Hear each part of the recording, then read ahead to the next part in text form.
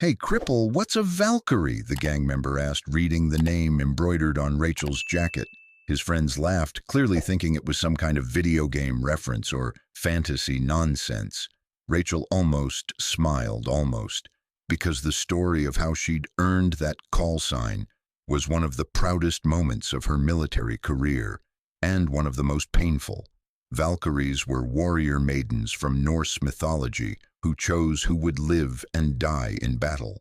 Rachel had earned the name in Afghanistan when she'd made an impossible choice: take cover from a suicide bomber and survive, or throw herself over 3 Afghan children and 2 wounded rangers, knowing she'd likely die. She'd chosen the children, chosen the rangers.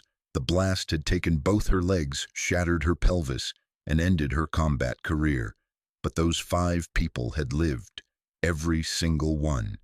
That's what a Valkyrie did. She decided who would survive. And right now, looking at these 5 gang members terrorizing a family restaurant, Rachel was deciding that they'd chosen the wrong day to be bullies. Because 50 rangers were about to arrive, and they all knew the story of how Valkyrie got her name. For more powerful videos about our military heroes, please take a moment to subscribe to the channel. Your support helps us continue to tell these important stories. Sergeant First Class Rachel Carter, 32 years old, sat alone at a corner booth in Maria's family restaurant, a small Mexican-American diner in a working-class neighborhood of El Paso, Texas. It was 6:45 p.m. on a Friday evening, and she'd arrived early for what would be one of the most important nights of the year. Tonight was the 75th Ranger Regiment's annual reunion dinner. 50 Rangers, active duty and retired, from multiple generations and deployments, would be gathering at this very restaurant at 7:00 p.m. to reconnect, share stories, and honor their brotherhood. Rachel had been coming to these dinners for 3 years, ever since her medical retirement from the Army. They were her lifeline, the connection to the community that had defined her adult life, to the warriors who understood what she'd sacrificed, to the family that would never abandon her. Maria's was perfect for these gatherings. The owner, Maria Rodriguez, was a Gold Star mother who'd lost her son in Iraq. She always gave the Rangers the entire back section of the restaurant, never charged them full price, and treated them like the heroes they were. Rachel had arrived early, as she always did, to secure the corner booth that offered the best sightlines and easiest wheelchair access. Her custom wheelchair, titanium frame, designed for bilateral above-knee amputees, was positioned perfectly against the wall, giving her clear views of both entrances. She wore civilian clothes, dark jeans, a fitted black jacket with Valkyrie embroidered over the left breast, and a simple white shirt. Small pins decorated her jacket collar, a ranger tab, a purple heart, a bronze star with V device, a silver star. To most people, they were just decorative metal. To those who knew, they told a story of extraordinary valor. Rachel had just ordered her usual chicken enchiladas and sweet tea when the 5 gang members walked in. She noticed them immediately. Years of tactical training had made threat assessment automatic. 5 males, ages ranging from late teens to mid-20s, all wearing colors associated with Los Diablos, a street gang that had been trying to expand into this neighborhood for the past 6 months. The leader was obvious, a man in his mid-20s who called himself Viper, heavily tattooed, moving with the swagger of someone who'd never faced real consequences. His 4 companions followed his lead, all armed based on the bulges under their jackets, all carrying themselves like predators looking for prey. The restaurant's atmosphere changed immediately. The cheerful conversations at other tables died down. A family with young children quietly asked for their check. An elderly couple kept their eyes on their plates. Maria, behind the counter, went pale. Rachel caught her eye and gave a subtle shake of her head. Don't confront them. Don't escalate. The 5 gang members took a center table, deliberately positioning themselves to dominate the space. They spoke loudly, used profanity freely, made crude comments about the waitress who nervously took their order. Rachel kept her eyes on her phone, appearing to scroll through messages while actually watching their every move in her peripheral vision. She'd dealt with worse than street punks. She'd faced down Taliban fighters in close-quarters combat. These kids were amateurs playing tough. But then Viper noticed her. "Yo, check it out," he said loudly, making sure everyone could hear. "We got wheels in the house." His friends turned to look. Rachel didn't respond, didn't look up from her phone. "Hey, I'm talking to you, cripple," Viper called out. "You deaf too?" Rachel calmly set down her phone and looked directly at him. "I heard you. I'm choosing not to engage." Viper's eyes narrowed. In his world, disrespect demanded a response, and being ignored by someone he viewed as weak, a woman in a wheelchair, was the ultimate disrespect. He stood up and approached Rachel's booth, his 4 friends following. They formed a semicircle around her table, blocking her view of the rest of the restaurant. "This is our neighborhood now," Viper said, leaning down so his face was close to Rachel's. "Our restaurant.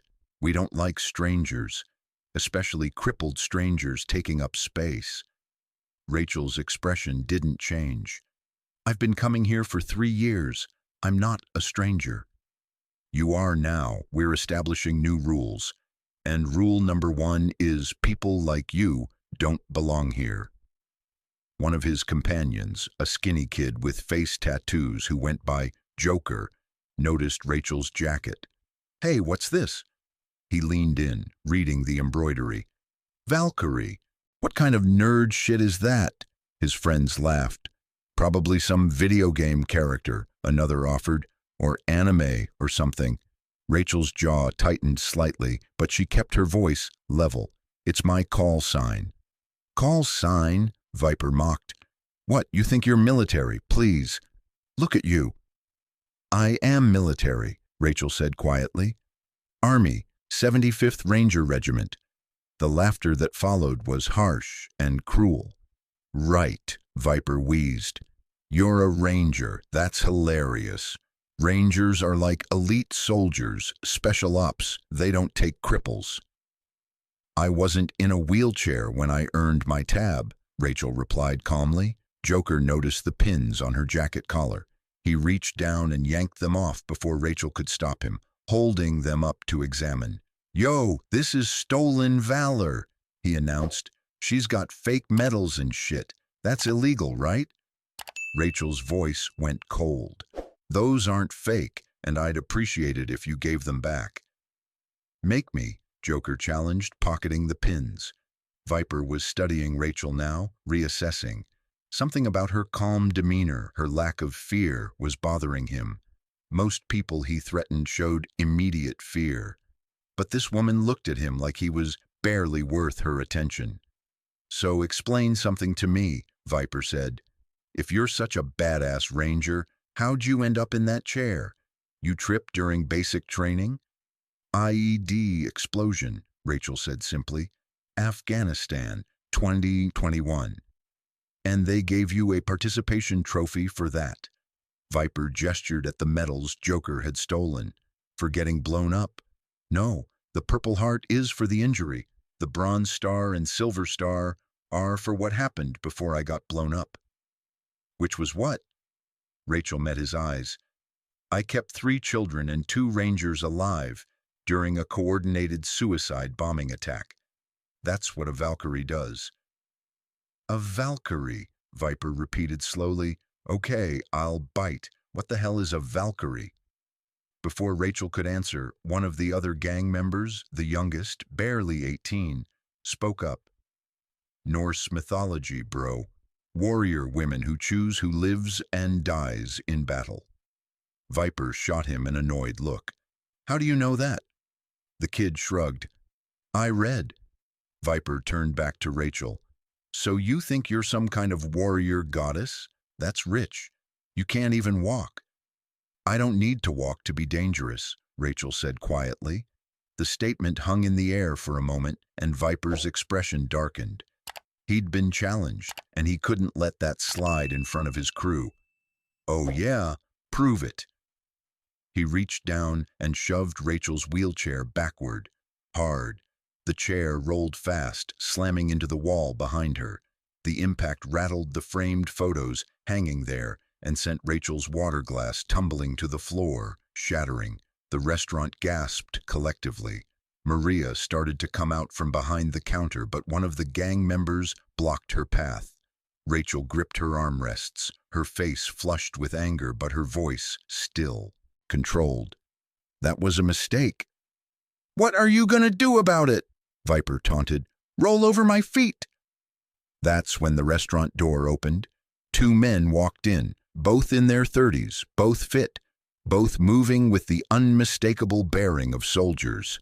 They wore civilian clothes, but their posture, their awareness, their immediate tactical assessment of the room marked them as rangers.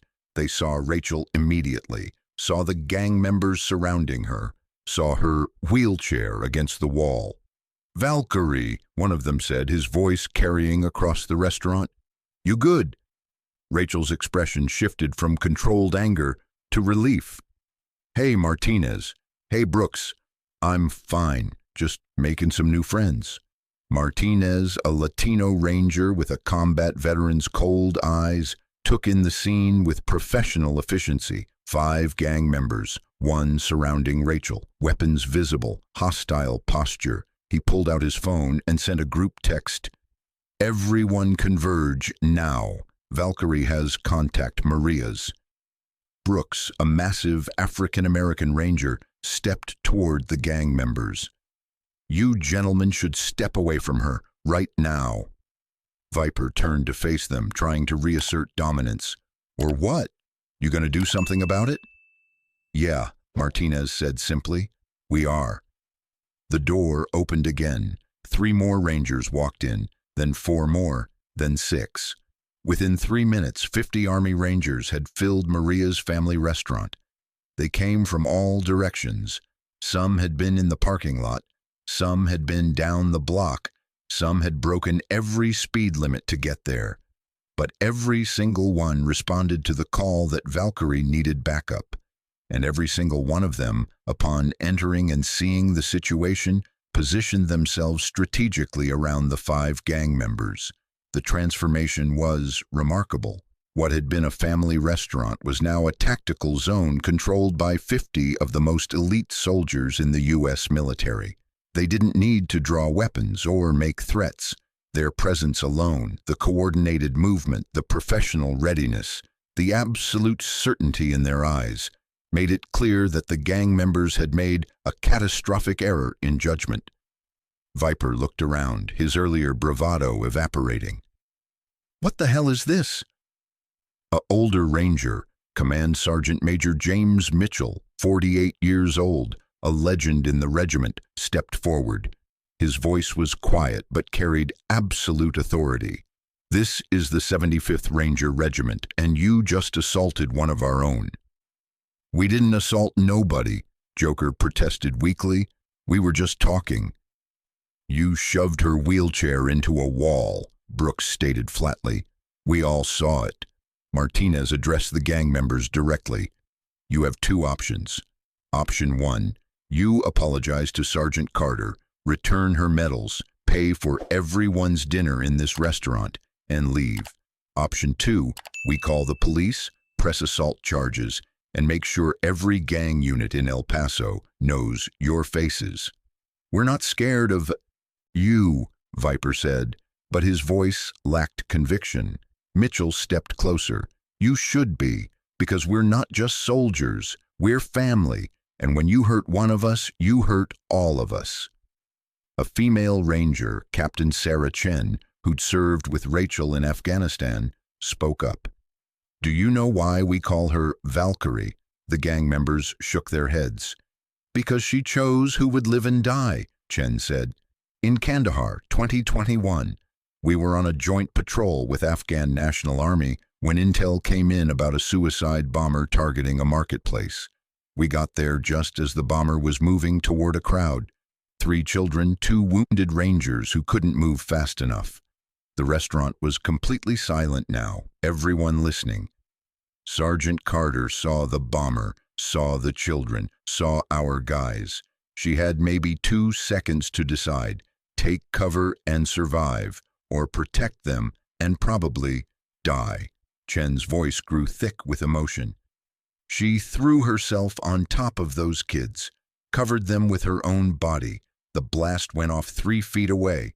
It should have killed her. The fact that she survived is a miracle. But those 3 Afghan children, they're alive and healthy today. And those 2 rangers, they're here in this room right now. 2 rangers stepped forward, both in their late 20s, both carrying visible scars. "I'm Specialist Thompson," one said. "I was one of the rangers Sergeant Carter saved. I had a broken leg, couldn't move. She covered me with her body armor, took shrapnel that was meant for me." The second ranger spoke. "Sergeant Martinez. Same. She saved my life, lost her legs doing it, and she's never once complained, never once asked for sympathy, never once acted like she gave up anything she regrets." Mitchell addressed the gang members again. "Sergeant Carter earned her ranger tab at Fort Benning, first woman in her class to pass.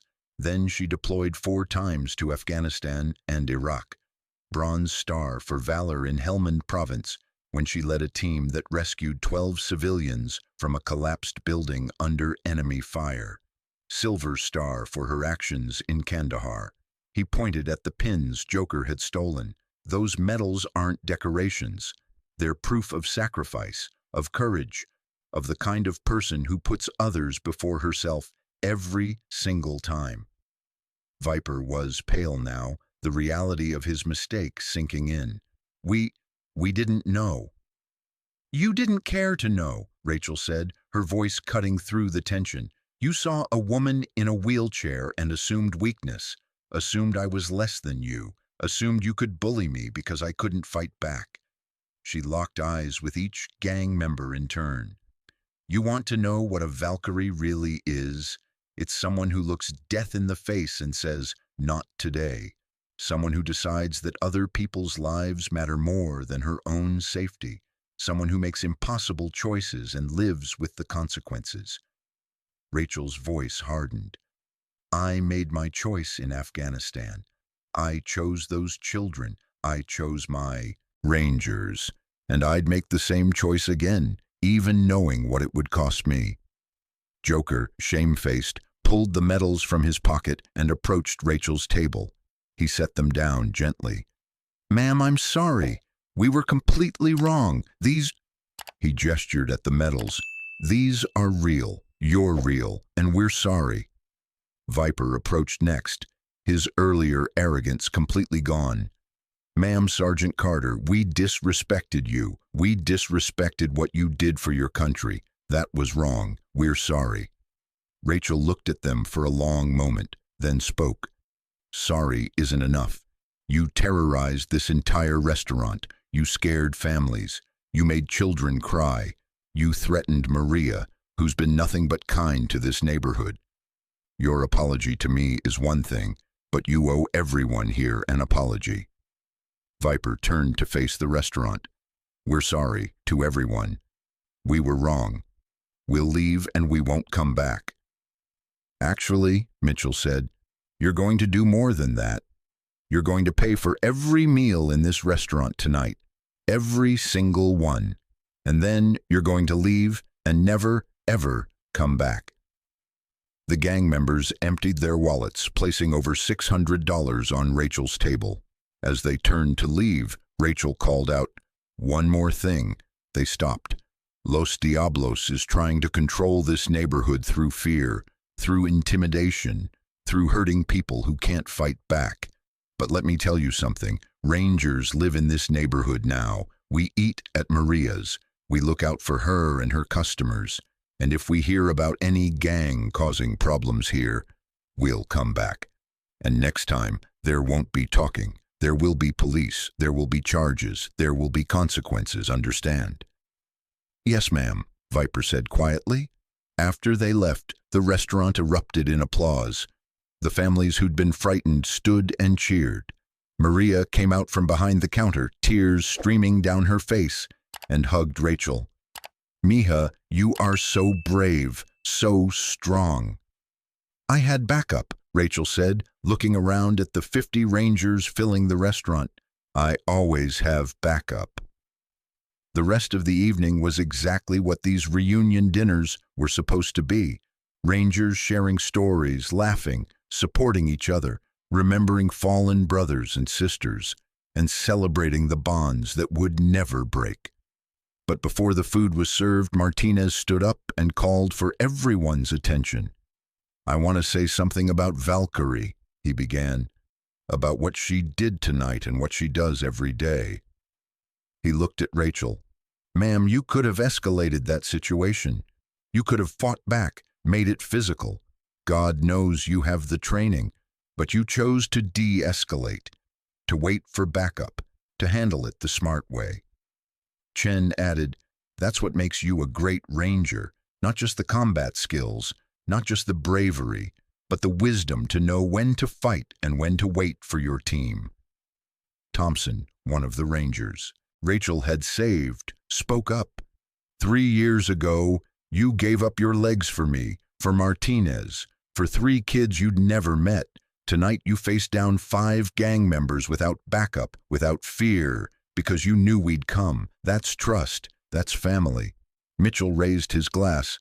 "To Valkyrie, the ranger who chose who would live. And because of that choice, all of us are here tonight." 50 rangers raised their glasses. "To Valkyrie."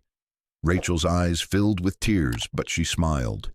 "To the regiment, to the family that never leaves anyone behind." As the evening continued, as stories were shared and bonds were strengthened, Rachel thought about the gang member's question. What's a Valkyrie? A Valkyrie was someone who made impossible choices, who protected the vulnerable, who stood up to bullies even when outnumbered, who knew that real strength wasn't about working legs or physical power, but about courage, sacrifice, and the willingness to put others first. And a Valkyrie was never alone, because she had 50 rangers who would come running when she needed them, because she was part of a family that transcended blood, that was forged in combat and tempered by sacrifice. Sergeant First Class Rachel Valkyrie Carter might be in a wheelchair. She might have lost her legs, but she'd never lost her purpose, her strength, or her family, and that was worth more than anything. Before you go, I want to hear from you. Have you ever witnessed someone being judged for their disability rather than their capabilities? Have you ever stood up for someone when no one else would? Share your story in the comments below. And if this story moved you, if it reminded you that real warriors never quit regardless of what they've lost, and that family means never facing battles alone, hit that subscribe button, because every sacrifice deserves honor, every hero deserves respect, and sometimes the person who looks most vulnerable is the strongest person in the room.